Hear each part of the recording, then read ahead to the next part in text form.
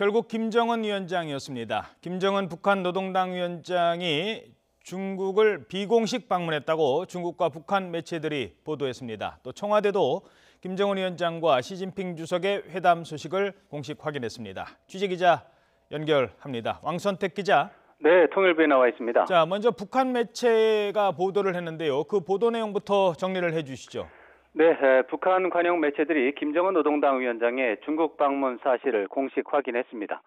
북한 관영 조선중앙통신은 보도에서 김정은 위원장이 중국 시진핑 주석의 초청으로 3월 25일부터 28일까지 중화인민공화국을 비공식 방문했다고 밝혔습니다. 통신은 김정은 위원장과 시진핑 주석이 그제 26일 베이징 인민대회당에서 열린 회담에서 두 당과 두 나라 최고 영주자들이 친선관계 발전과 한반도 정세관리 문제들을 비롯해서 중요한 사안에 대해 깊이 있는 의견을 교환했다고 전했습니다. 통신은 김정은 위원장이 시진핑 주석을 비롯한 중국 지도자들을 자주 만나서 우위를 더욱 두텁게 하고 전략적 의사소통 또 전략 전술적 협동을 강화해서 북중 두 나라의 단결과 협력을 굳건히 해 나가야 한다고 말했다고 전했습니다. 아울러 김정은 위원장은 북한 노동당과 정부의 이름으로 시진핑 주석이 편리한 시기에 북한을 공식 방문할 것을 초청을 했고 초청은 흔쾌히 수락됐다고 덧붙였습니다. 김 위원장의 중국 방문에는 부인 리설주가 동행했고 최룡해, 박광호, 리수용, 김영철 노동당 부위원장 그리고 리용호 외무상 등이 수행했다고 전했습니다.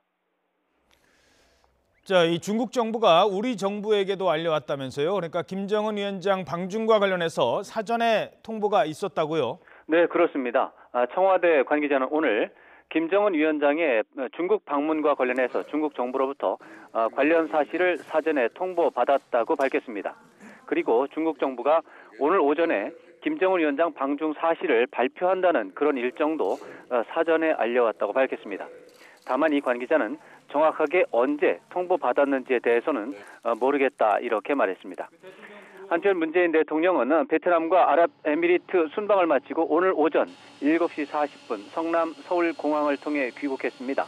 문재인 대통령은 귀국 즉시 청와대 참모들을 소집한 가운데 현안 점검 회의를 열고 김정은 위원장 방중을 비롯한 한반도 안보 상황 등 국정 전반을 점검했습니다.